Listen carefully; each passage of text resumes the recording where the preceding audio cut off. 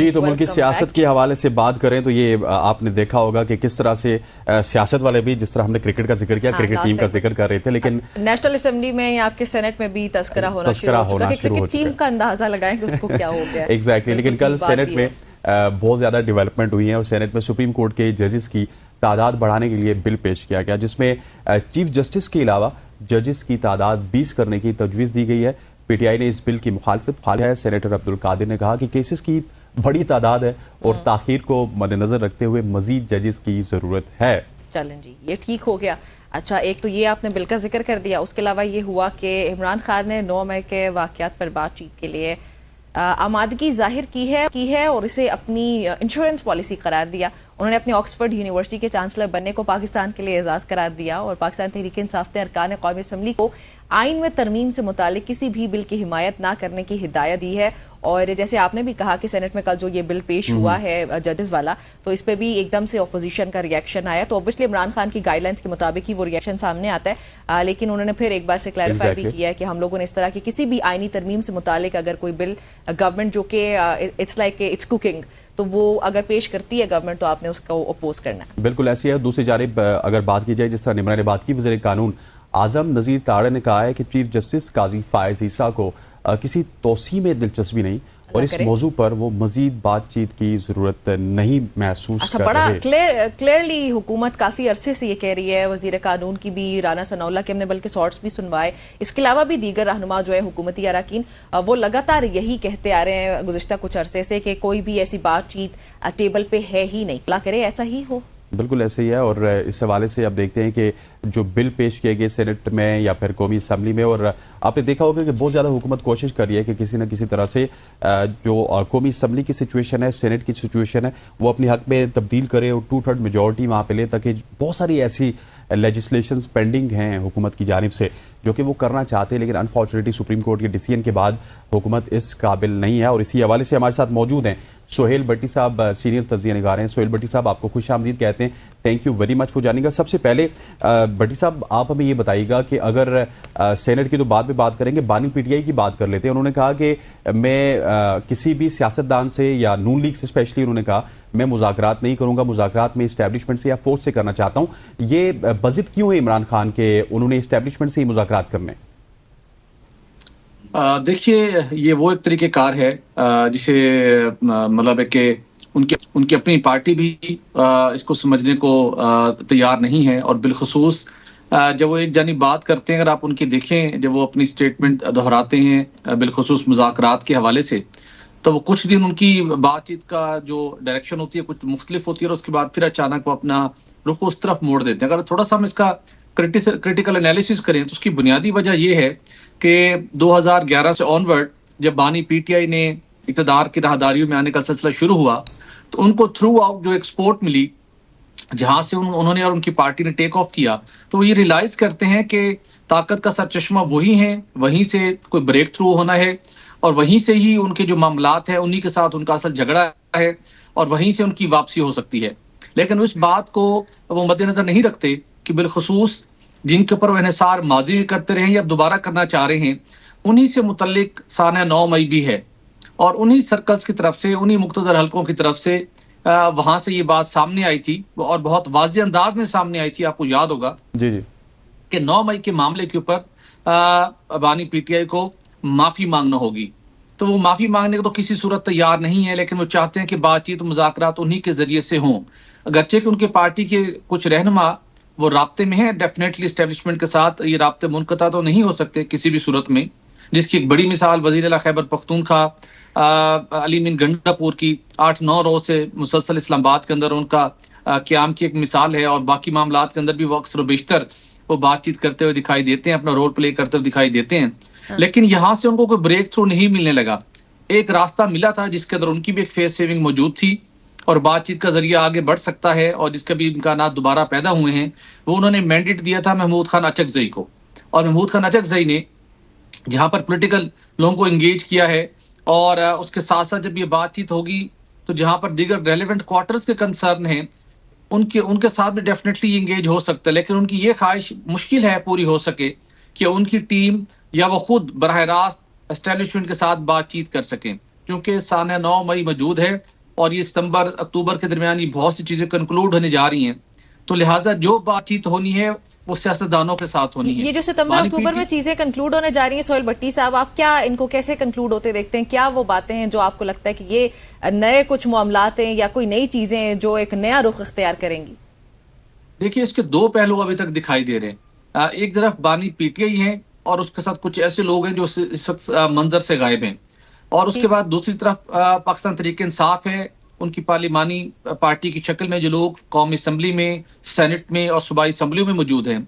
मेरे ख्याल में इन दोनों चीजों को थोड़ा बाइफरकेट करना होगा। जिस तरीके से चीजें कंक्लूड हो रही हैं, तो पीटीआई भले वो कौमी असम्बली में हो, वहां पर उनकी हैसियत आजाद रहे या सुन्नी इत्तेहाद कौंसिल के साथ रहें, या जो कुछ लोग जिनको इलेक्शन कमीशन पाकिस्तान एक्सेप्ट कर चुका है, या केपीके की असम्बली के मामला हो, मेरे ख्याल में शायद जो मुज़ाकरात का सिलसिला जारी है, ये शायद वसीतर कौमी मफाद के अंदर इस पार्लियामेंट्री प्रोसेस का हिस्सा रहें, और उसके साथ बानी पीटीआई हों या कुछ उनके साथ दीगर लोग हों, उनके जो मुकदमात हैं वो कंक्लूड होने जा रहे हैं। अच्छा, भट्टी साहब, आपने महमूद खान अचकजई साहब का जिक्र किया, तो महमूद खान अचकजई साहब की सियासत को आप पिछले 20-25 साल से तो जानते हैं।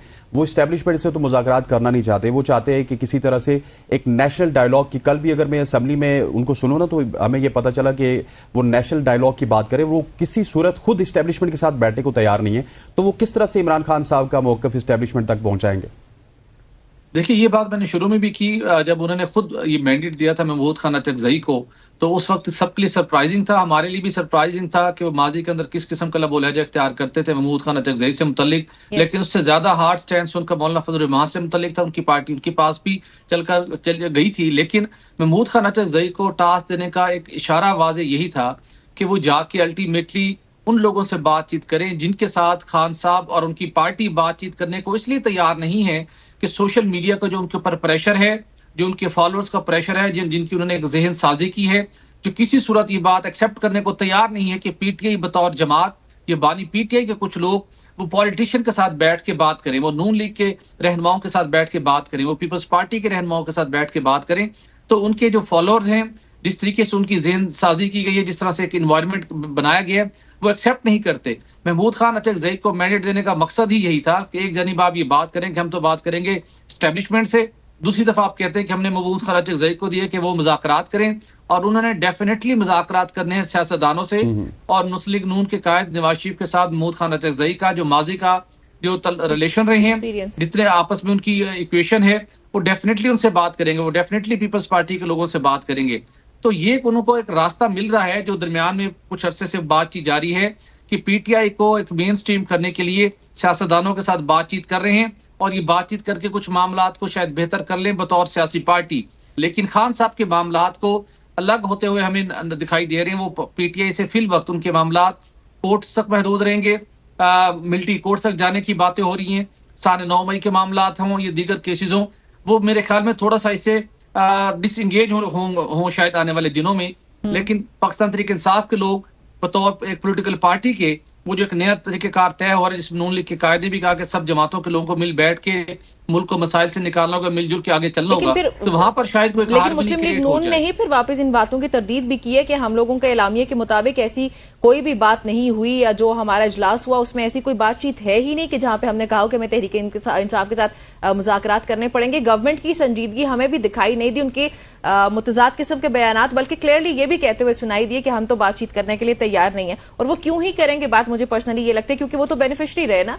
तो सोहेल साहब, आप क्या समझते हैं इस पर? देखिए, जब भी इस नौयत के मुज़ाकरात होते हैं ना, तो उसके अंदर ये नॉर्मली पार्टी के अंदर और कुछ पार्टी के बाहर या कुछ लोग होते हैं जो उस पार्टी के कायद के बहुत करीब होते हैं। वो शुरू में वही अपना कलीदी किरदार अदा करते हैं, वो एक बेस लाइन सेट करते हैं चीजों को। जब वो देखते हैं कि मामला ब्रेक थ्रू होने के करीब हैं, फिर जो पॉलिटिकल लीडरशिप के अंदर बाकी लोग होते हैं उनको ऑन बोर्ड किया जाता है। अच्छा। देखिए, दोनों पार्टीज के मबैन जो रोज जो सख्त बयानात का तबादला होता है, दोनों ने अपनी एक पोजीशन ली हुई है, और इस पोजीशन की वजह से ही दोनों की जो वर्कर्स हैं या उनके फॉलोअर्स हैं वो इंटैक्ट हैं। तो वो अभी उस बात को दोनों साइड से इस लेवल पर नहीं लाएंगे कि जहां पे ये फील हो कि दोनों हरीफ थे वो आपस में मिल बैठ गए। ख्वाजा आसिफ साहब हों, एहसन इकबाल साहब हों, ये ऐसी स्टेटमेंट देते रहेंगे, लेकिन ये एक हकीकत है कि नून लीग ने इस बातचीत का एक पॉजिटिव जेस्चर शो किया है, एक फ्लेक्सिबिलिटी एक मरतबा फिर शो की है। बल्कि वजीर आजम ने नेशनल असेंबली के फ्लोर पे कहा था कि आए हमसे बातचीत करें, लेकिन मेरे कहने का यहाँ पे मकसद ये है कि शायद ये बयान की हद तक एक अलग बात है, लेकिन हकीकत में हुकूमत की संजीदगी दिखाई नहीं दी क्योंकि वो तो बेनिफिशरी हैं। लेकिन इसमें एक और पॉइंट भी है ना सोहेल भट्टी साहब, इसको आप भी एड्रेस कीजिएगा। जिस तरह निमरा कह रही है, लेकिन हुकूमत भी चाहती है कि मुज़ाकरात हमसे हों उनकी क्रेडिबिलिटी के लिए। अगर मुज़ाकरात मिलिट्री से हुए तो फिर हुकूमत की तो क्रेडिबिलिटी खतरे में हो जाएगी। जी आपने दुरुस्त कहा, और जिस तरफ आपने और निमरा ने निशानदही भी की कि प्राइम मिनिस्टर ने भी इस बात का इशारा दिया, उन्होंने इस बात के ऊपर इंटरेस्ट जाहिर किया, वो माजी में करते रहे। लेकिन मेरे ख्याल में पीटीआई के साथ मामलात को सुधारने के लिए ये एक संजीदा और एक हतमी एक कोशिश हो रही है, और शायद इस मरतबा ये कोशिश कोई ना कोई रंग जरूर लाएगी उनको। तो सोहेल साहब, आप ये समझते हैं कि गवर्नमेंट असल में करना चाहती है? गवर्नमेंट बिल्कुल करना चाहती है, और गवर्नमेंट को भी कहीं से इशारा मिला है कि आप इनको एंगेज कीजिए, जिसकी वजह से अब जिस तरह से मामला टेकअप हुए हैं या टेकअप होने जा रहे हैं वो थोड़े से डिफरेंट लेवल पर हुए हैं, और पीटीआई की क़यादत भी टॉप लेवल पर कुछ लोग इस मामले में एंगेज हैं। और शायद यहाँ से पाकिस्तान तहरीक इंसाफ के साथ ऐसा नहीं है कि कोई एनआरओ मिलेगा या कोई बड़ी रिलीफ मिलेगा, सिर्फ पाकिस्तान तहरीक इंसाफ को पॉलिटिकली इंगेज किया जाएगा, उनका कॉन्फिडेंस बिल्ड किया जाएगा, उनको मेन स्ट्रीम में लाया जाएगा कि वो सड़कों पर एहतजाज की, धरनों की सियासत की बजाय हाउस के अंदर रह के बातचीत करें, और प्रोविंस और फेडरल के गवर्नमेंट के जो मामलात हैं वो कुछ बेहतर अंदाज में चल सकें। इसके अलावा जितने दीगर मामलात हैं वो या अदालतों में तय होंगे या किसी और लेवल पर तय होंगे, यहाँ पर हुकूमत और पीटीआई के लोग कुछ नहीं कर पाएंगे। अच्छा भट्टी साहब, जो पीटीआई बात करती है ना कि हमने मुज़ाकरात ही एक इस्टेब्लिशमेंट के साथ करने, तो इस्टेब्लिशमेंट के पास तो लिवरेज बहुत सारे, 9 मई वाला लिवरेज है, फैज हमीद साहब वाला लिवरेज है, अडियाला जेल से जो बंदे गिरफ्तार हुए उनका लिवरेज है। तहरीक इंसाफ, क्या आप समझते हैं कि सिर्फ इलेक्शन के मैंडेट के ऊपर ये उनके पास इनफ लिवरेज है कि वो टेबल पे बैठ के मुज़ाकरात किसी भी सूरत में इस्टेब्लिशमेंट से या फिर सियासतदानों से कर सकते हैं? देखिए, जब भी इस लेवल के मुज़ाकरात होते हैं तो उस मुज़ाकरात पे टेबल पे लाने के लिए और अवाम के सामने अपने आप को एक असूली मौक़िफ़ अपना दुरुस्त रखने के लिए तो वो पुरकशिश मुतालबा सामने रखे जाते हैं जिससे आपकी पोजीशन स्ट्रॉन्ग दिखाई दे। और पीटीआई ने अपनी इस पोजीशन को वाज़े करने के लिए फॉर्म 47, फॉर्म 45 का मामला टेकअप किया हुआ है, अपने मैंडेट की बात करते हैं। लेकिन जो पसे पर्दा जितनी बातचीत हो रही है, या जब भी ये बैठेंगे उसके बाद उस वक्त ये बात जाके वहां पर थम जाती है, क्योंकि ये मामला ट्रिब्यूनल्स में है या अदालतों में होने हैं। लेकिन जब एंगेजमेंट स्टार्ट हो जानी है तो फिर मामला कुछ और होते हैं। वहां पर ये होता है कि हमारे ऊपर जो सख्तियां की गई हैं वो खत्म की जाएं, हमारा जो लीडर है बानी पीटीआई है उनको फौरी तौर पर रिहा किया जाए, जिसका इम्कान दिखाई नहीं देता, उसका मामला अल्टीमेटली कोर्ट में होना है, मामला तय होना है, उसके साथ हमें पॉलिटिकल स्पेस दी जाए। तो वहां पर जाके ये बातें होनी है, जिसके अंदर से कुछ बातें उनकी जो उनकी पॉलिटिकल मामलात की हद तक हैं वो तस्लीम होंगी। फॉर्म 47 की मामलात हैं वो ट्रिब्यूनल्स में अदालतों में तय होने हैं, मैंडेट जो उनको मिल चुका है यही रहना है। और जहां तक बानी पीटीआई का मामला है, मुज़ाकरात के अंदर ये इसका डिमांड की जाती है, प्रेशर बिल्ड किया जाता है कि उनको रिहा किया जाए और उनके मामलात, उनके केसेस को खत्म किए जाएं, दीगर उनकी जो पॉलिटिकल लीडरशिप है उसके ऊपर केसेस खत्म किए जाएं।